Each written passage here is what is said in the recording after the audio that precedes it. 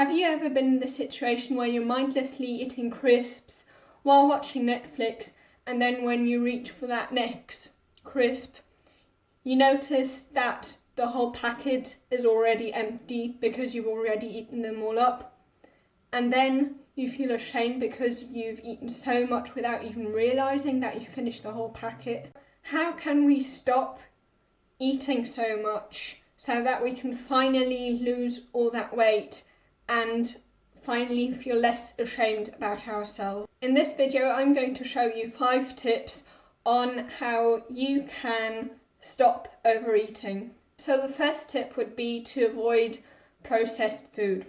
The reason why you want to avoid these types of foods is because they contain emulsifiers. Emulsifiers are bad for your health for many reasons, but also when it comes to overeating, emulsifiers tend to want to get you to want to eat more. And the way in which they do that is that these emulsifiers, one of the many things that they do to your body, is that they strip away the lining of your gut, the mucosal lining of your gut, which makes neurons retract deep into the gut. And this leads to certain signals like, for example, CKK to never get deployed. So like these signals that tell your brain that you've eaten enough food and that you don't need to eat anymore. One study that shows how processed foods can lead to us eating even more is a study by Barry Levin.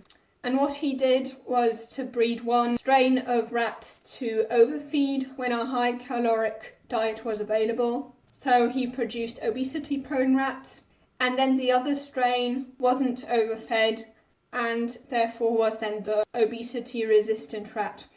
And what he then did with these 2 different groups of rats is he gave them both processed food, and it turned out that both the obesity prone rats as well as the obesity resistant rats would eat without restraint.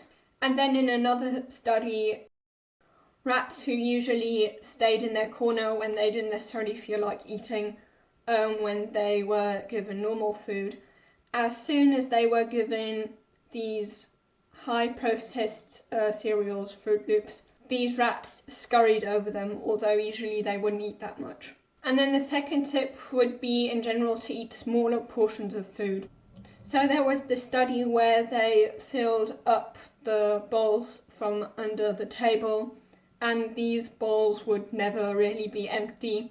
They would fill themselves up the whole time, and the participants of the study didn't realise. But it turned out that these participants didn't stop eating at a certain point. They still thought that they were kind of hungry, even though they were overeating, because the bowl was always filled up more and more. And it got so bad that they actually had to interrupt the experiment because they were eating too much without realising that they were eating more than they usually would. And in Okinawa, that's a Japanese island that is one of the blue zones. So blue zones are in general these areas where people live the longest, and not only live the longest but live a long life and are still very healthy when they're old. And in fact, Okinawa has the highest disability-free lifespan of all other places in this world.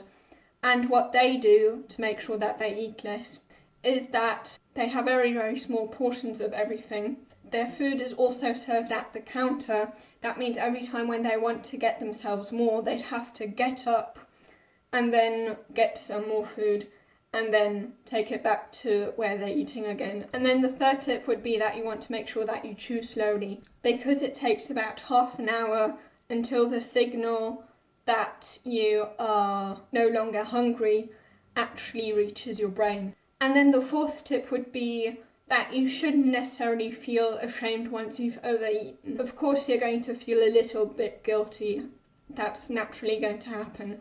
But don't feel too much shame. We often think that we have to punish ourselves in some kind of way, be really harsh with ourselves to motivate ourselves to change. However, there's a reason why comfort food is called comfort food, The reason why it's called comfort food is because we tend to eat comfort food once we feel bad, to comfort ourselves. And if we don't feel bad in the first place, then we don't need to be comforted by comfort food. So by making yourself feel even worse, you're just going to increase the likelihood of you eating more and more stuff. And I mean, if you think about it, any addiction, any bad habit is actually just a way of trying to get ourselves to instantly feel better. And you don't necessarily have to feel better if you already feel good. If you already feel good, then you're not going to make such poor food choices. And this has been backed up by many, many scientific studies. So, for example, in one study, people who felt good rated apples higher than candy bars when it came to the taste. And also in another study, where they had the choice between M&Ms and grapes, those who felt good were more likely to choose the grapes. And then there was this third study where all the participants were women who were currently on a diet. And these women were asked to taste a donut. And of course, by tasting this donut, they had broken their diet. And then these women were split into 3 groups.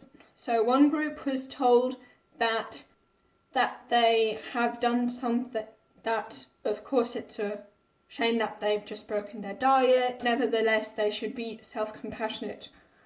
And then the second group was told that they should write a list of positive things about themselves, so things they liked about themselves. And then the third group basically wasn't told anything.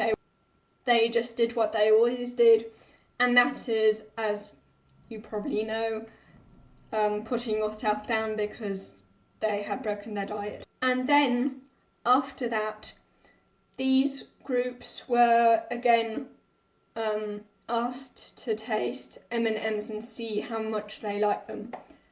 And these groups then were all in separate rooms. And what the researchers did without the participants knowing anything about it is they'd calculate in each room how much the participants actually ate, how many M&Ms they actually ate. So without knowing it, the participants were kind of watched. And it turned out that the control group, of course, did very, very badly. But what's also surprising is that the self-esteem group, the group that were told to write positive things about themselves, didn't do all that better than the control group.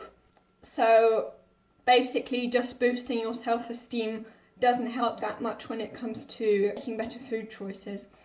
Those who consumed the least M&Ms were the ones in the self-compassion group. So if you want to make better food choices, make yourself feel better overall, but especially be compassionate with yourself after you've broken a diet or after you've fallen off track of any other habit that you want to build.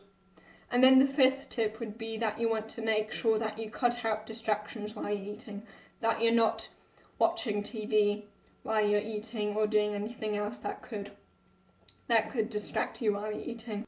Because it has been found that if you eat in front of the TV, you are very likely to eat a third more than you would actually usually eat. So now you know how to eat less, but it could be that you don't only struggle with eating too much, but also eating unhealthy food. If you want to know how you can finally stop eating unhealthy food, then you can watch this video here.